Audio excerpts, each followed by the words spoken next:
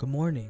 Today is Saturday, March 23, and this daily bread is titled, The Israelites Lost Discernment. It's from Judges 17, verses 1 to 13. The key verse is verse 6, and it says, In those days, Israel had no king. Everyone did as they saw fit. Now a man named Micah from the hill country of Ephraim said to his mother, The 1,100 shekels of silver that were taken from you and about which I heard you utter a curse, I have that silver with me. I took it. Then his mother said, The Lord bless you, my son. When he returned the 1,100 shekels of silver to his mother, she said, I solemnly consecrate my silver to the Lord for my son to make an image overlaid with silver. I will give it back to you. So after he returned the silver to his mother, she took 200 shekels of silver and gave them to a silversmith, who used them to make the idol, and it was put in Micah's house. Now this man Micah had a shrine, and he made an ephod and some household gods, and installed one of his sons as his priest. In those days, Israel had no king. Everyone did as they saw fit. A young Levite from Bethlehem in Judah, who had been living within the clan of Judah, left that town in search of some other place to stay. On his way, he came to Micah's house in the hill country of Ephraim. Micah asked him, Where are you from? I'm a Levite from Bethlehem in Judah, he said, and I'm looking for a place to stay. Then Micah said to him, Live with me and be my father and priest, and I'll give you 10 shekels of silver a year, your clothes, and your food. So the Levite agreed to live with him, and the young man became like one of his sons to him.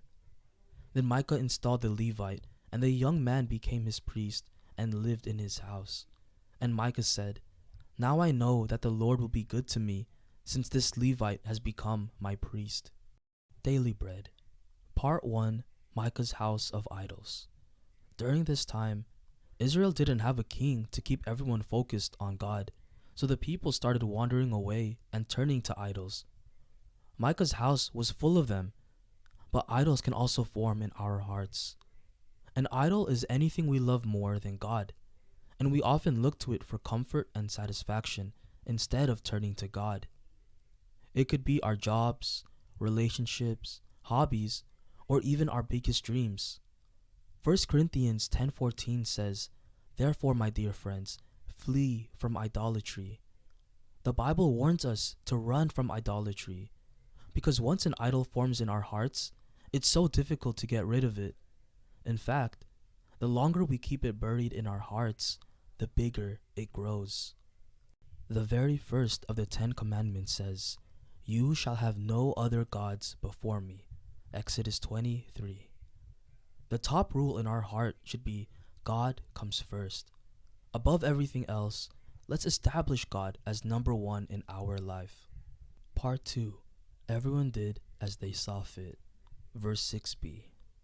To gain God's blessing and favor, Micah tried establishing his own style of worship with idols and even a personal priest. As verse 6 highlights, everyone did what they believed to be right. However, their man-made style of worship was not from God. It was just to please themselves. We need to be careful not to do the same thing. Nowadays, people often try to fit Christianity according to their own taste and preferences. For example, some people will go to church every Sunday, but will make exceptions for Super Bowl Sunday. Others will pick and choose what parts of the Bible to obey. Following Jesus as we see fit, or only when it's convenient, is not really following Jesus. Jesus said in John 14:15, If you love me, keep my commands.